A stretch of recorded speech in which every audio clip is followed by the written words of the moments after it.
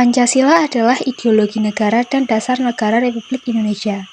Sejarah Pancasila dimulai dari terbentuknya BPUPKI yang diinisiasi 29 April 1945 untuk mengkaji dasar negara dan persiapan kemerdekaan Indonesia. Sidang pertama BPUPKI berlangsung pada 29 Mei sampai 1 Juni 1945 dengan agenda utama merumuskan dasar negara Indonesia merdeka. Dalam sidang ini, beberapa tokoh menyampaikan gagasan negara, antara lain Muhammad Yamin, Supomo, dan Soekarno dengan konsep yang berbeda-beda namun sama-sama ingin mempersatukan bangsa. Muhammad Yamin mengusulkan 5 asas dasar negara yang menekankan persatuan, perikemanusiaan, dan ketuhanan. Supomo menekankan negara integralistik dan prinsip kekeluargaan, sementara Soekarno pada 1 Juni 1945 memperkenalkan istilah Pancasila sebagai prinsip yang menjadi dasar negara Indonesia. Setelah sidang pertama BPUPKI, dibentuk Panitia 9 yang beranggotakan tokoh nasionalis dan tokoh Islam untuk merumuskan kembali dasar negara. Pada 22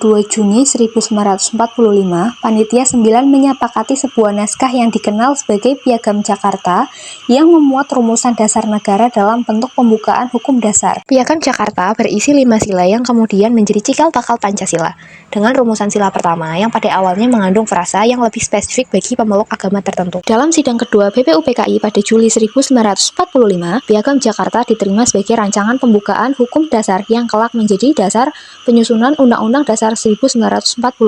Setelah BPUPKI dibubarkan, dibentuk Panitia Persiapan Kemerdekaan Indonesia oleh Jenderal Terauchi di Vietnam dengan mendatangkan Dr. Rajiman, Soekarno, dan Hatta. Tujuan dibentuknya PPKI adalah untuk melanjutkan tugas dari BPUPKI untuk mengesahkan konstitusi dan dasar negara. Pada 18 Agustus 1945, PPKI mengesahkan rumusan final Pancasila dalam pembukaan Undang-Undang Dasar 1945, menjadikannya dasar negara yang sah. Perdebatan dalam BPUPKI dan Panitia 9 menunjukkan penerapan musyawarah untuk mufakat.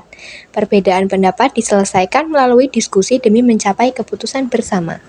Perubahan rumusan sila pertama mencerminkan semangat persatuan.